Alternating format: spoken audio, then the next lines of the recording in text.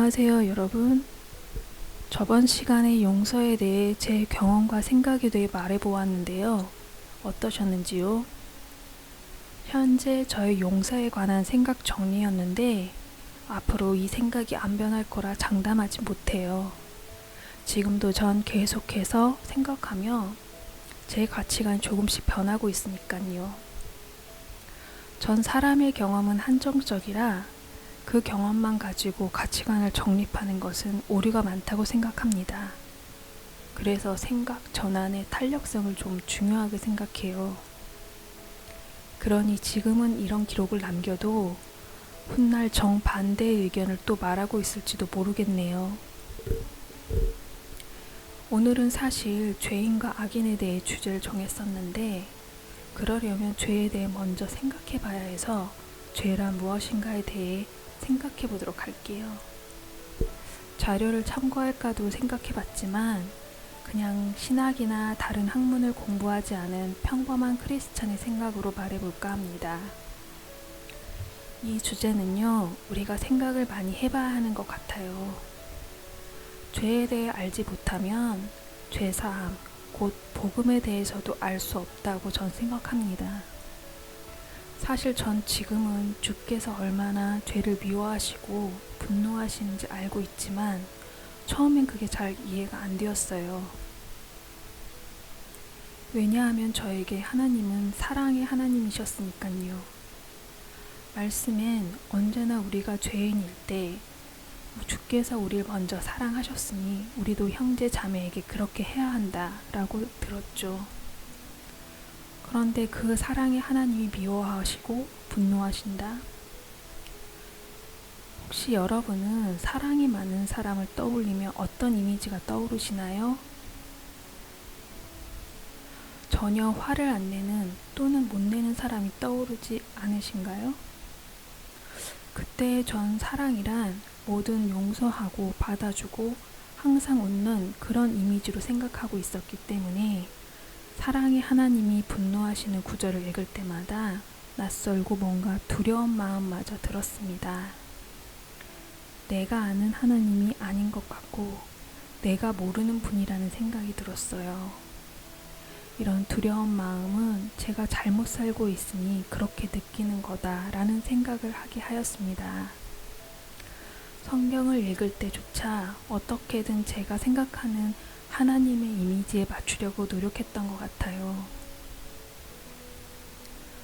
하나님과의 인격적인 관계에 그 어느 때보다 열정적이고 뜨거웠던 때였는데도 말이에요. 그런데 하나님과 동행하며 살아가다 보니 죄에 대해 점점 알아가게 되었어요. 어째서 이렇게 하나님과의 관계가 힘들까 이해를 못했는데 죄에 대해 알게 되니 이해가 조금씩 되었습니다. 그리고 주님과의 관계가 달라지기 시작했어요. 그럼 저의 경험을 처음부터 얘기해 볼게요. 처음에 주님과 인격적으로 만났을 때 보이지 않고 들리지 않고 만져지지 않는 존재가 실제적으로 느껴졌어요.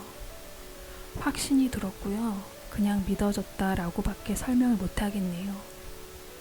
그런데 그와 동시에 성경을 읽으면서 제 마음에 주님의 사랑에 대해 의심이 가기 시작했어요. 창세기의 아담과 하와의 범죄 장면을 읽으면서 전 하나님께서 여자를 영원히 미워하실 거라는 생각이 들었습니다. 왜냐면요, 아담과 하나님의 좋은 사이를 하와가 갈라놓았으니 하나님은 여자를 미워할 거라 생각했어요. 그리고 과연 여자인 나를 사랑하실까? 라는 생각이 들었습니다. 그래서 전 앞으로 나서는 일은 하지 말아야겠다 라는 생각까지 했었어요. 이미 제가 저를 죄인으로 낙인 찍어버린 겁니다. 사실 창세기를 읽으면 하나님과 하와의 친밀한 관계가 아담보다 없어서 더 그렇게 생각한 것 같아요. 아브라함과 사라의 얘기에서도 그렇고요. 여기서 전 죄에 대해 생각해 보기 시작했어요. 혹시 원죄라는 말을 들어보셨나요? 우리는 지어지며 죄와 함께 태어난다고 하죠.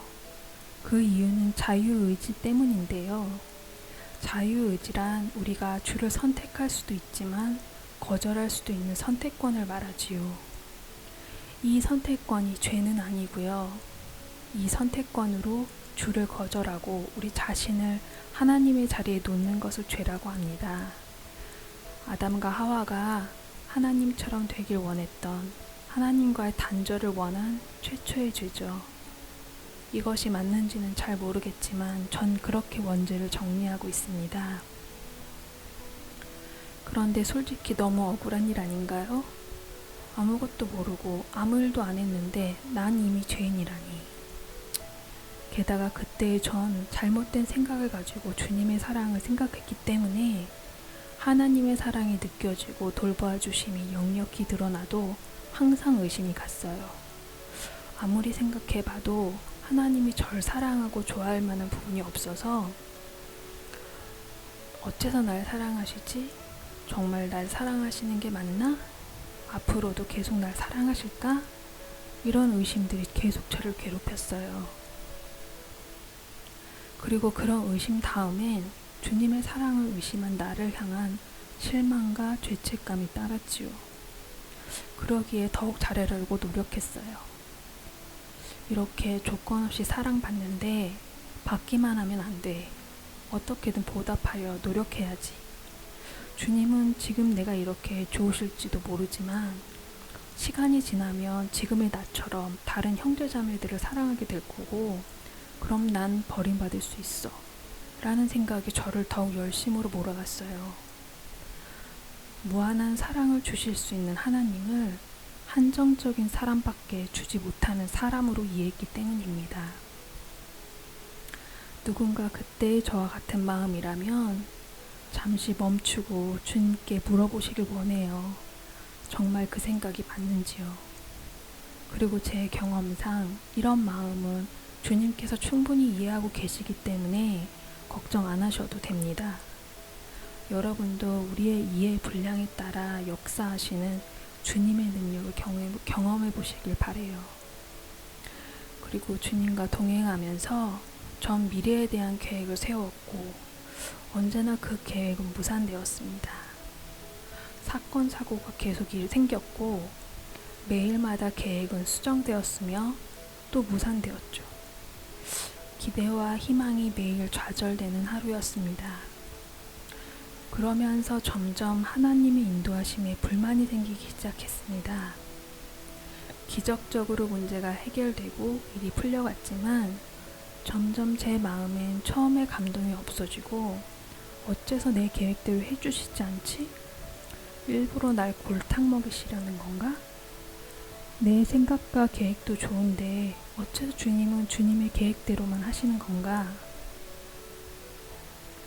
급기야 주님은 내가 힘든 게 재미있으신가? 별별 생각을 다 하며 주님께 물었지요. 그때마다 돌아오는 대답은 내가 너를 사랑한다였습니다. 마음이 격해져서 슬픔과 분노가 터질 때도 주님은 항상 내가 너를 얼마나 사랑하는지 기억해봐라 라는 대답뿐이셨죠. 그런데 이상하게도 주님의 사랑을 생각을 하면 마음이 언제 그랬냐는 듯 폭풍이 가라앉고 다시 잠잠해졌습니다. 그리고 주님께서 역사하셨던 일들이 쌓여가며 주님에 대한 믿음과 신뢰가 점점 커졌죠. 그리고 의심 또한 안심으로 바뀌면서 주님에 대한 제 마음도 점점 깊어졌답니다. 이런 경험을 몇 년 동안 반복하던 어느 날 알게 되었어요. 아, 이것이 내가 주님의 자리에 앉아서 왕이 되려 하는 것이었구나 말이죠. 전 그렇게 제가 죄인임을 알게 되었습니다. 저는 주님을 사랑하고 주님께 열심이었지만 주인의 자리에 앉아 있었다는 걸 몰랐던 겁니다. 주님께서는 그것을 알기 원하셨어요. 그리고 드디어 내 주인의 자리를 주님께 드렸을 때 비로소 안식을 누릴 수 있었습니다. 원죄에 대해 의미는 알고 있었지만 이 원죄가 내 삶에 어떻게 자리를 잡고 있었는지 몰랐던 겁니다. 빛과 그림자가 섞일 수 없듯이 하나님과 죄는 전혀 타협할 수 없습니다. 이 부분을 알아야 어째서 십자가 복음을 하나님께서 선택하셨는지 우리는 알 수 있게 됩니다. 그럼 여러분, 다음 시간에 죄인과 악인에 대해서 생각해 볼게요. 언제나 주님의 평강이 여러분과 함께 하시길 바래요.